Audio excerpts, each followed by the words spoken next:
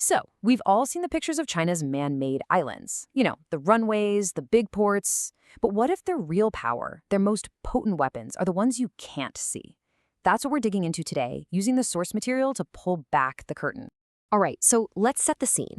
We're talking about the Spratly Islands, right in the heart of the South China Sea. Now, this place is, well, it's a major flashpoint. For years and years, these tiny little bits of land have been at the center of some really intense arguments between a whole bunch of countries.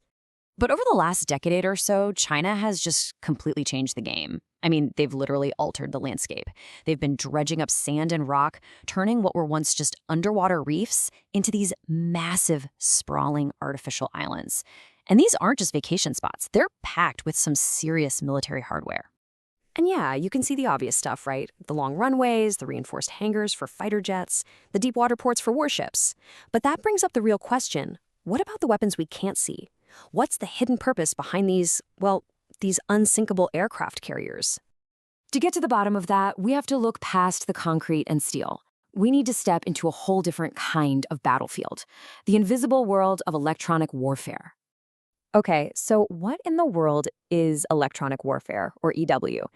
Think of it like this. It's a fight to control the electromagnetic spectrum. All those invisible waves flying through the air, radio calls, radar pings, even the signal for your GPS. Modern militaries run on that stuff. If you can control that invisible battlefield, you can basically blind and deafen your opponent. And this idea is absolutely central to the PLA's strategy. There's a quote from a former Chinese leader that just lays it out, plain and simple.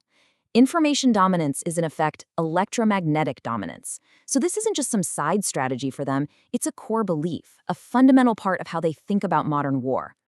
So the big question is, how do these islands actually do that? How do they achieve that dominance? Well, let's start with their eyes and ears. These huge, permanent structures built specifically for signals intelligence. Take a look at this.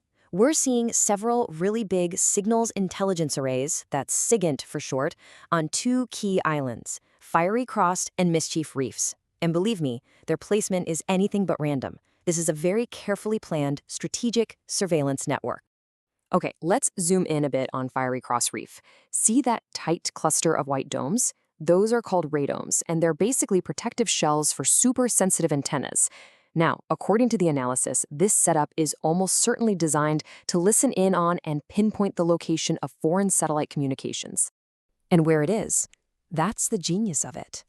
You see, modern military satellites are smart. They can focus their signals, kind of like a spotlight, to avoid being overheard by listening stations on mainland China.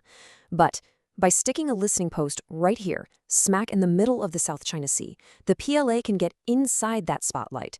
They can potentially hoover up all sorts of critical communications from foreign ships and planes.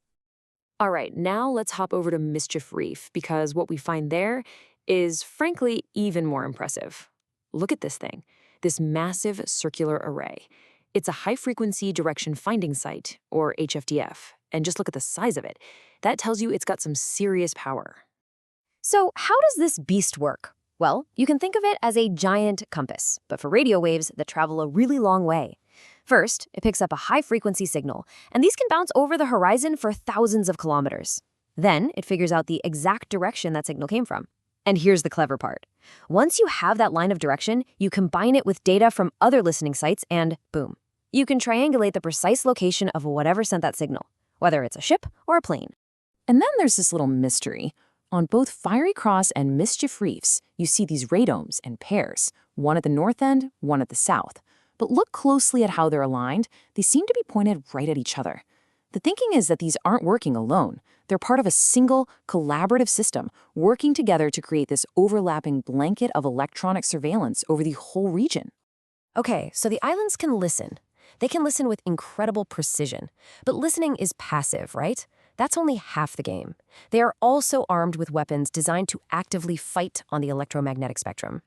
Take a look at this satellite shot from Mischief Reef. You see those shapes under the camouflage netting? At first glance, you might think they're missile launchers or something, but the analysis points to something else entirely: mobile trick-mounted electronic warfare systems. In other words, jammers. And we even have a clue about how they might be used. This diagram, which comes from a Chinese defense contractor, basically shows the playbook. You've got a command truck that's coordinating a whole team of specialized jammers. One might be focused on messing with radar, another on jamming radio communications. It's not just random noise, it's a coordinated electronic attack. And the whole point of this, it's to create what's called a digital fog of war. You just flood the air with so much electronic noise and disruptive signals that your enemy's systems get totally overwhelmed. Their radar goes blind, their radios go silent. You essentially make them deaf and blind on the battlefield. But this digital fortress isn't just stuck on the ground. Think about it. To really control the airwaves over such a huge patch of ocean, you've got to get up high. You need to get airborne. And remember those super long runways we saw? They're not just for fighter jets. They're long enough to handle bigger, more specialized planes, like the ones you see here. You've got aircraft designed specifically to listen in on signals, and others designed to jam them. They're basically flying electronic warfare stations. And it's not just about planes with pilots anymore. They can also use advanced drones, like this Wingloong 2. You just strap on the right pods for listening or jamming, and you've got a really flexible and persistent tool to stretch that digital net out over the shipping lanes. They can stay up there for a long, long time. Now, this is where it gets really interesting. Putting these systems in the air is an absolute game changer. I mean, from the ground, the electronic line of sight from the islands is already pretty impressive. But just look what happens when you take those same systems and lift them up to 10,000 meters. The range just explodes.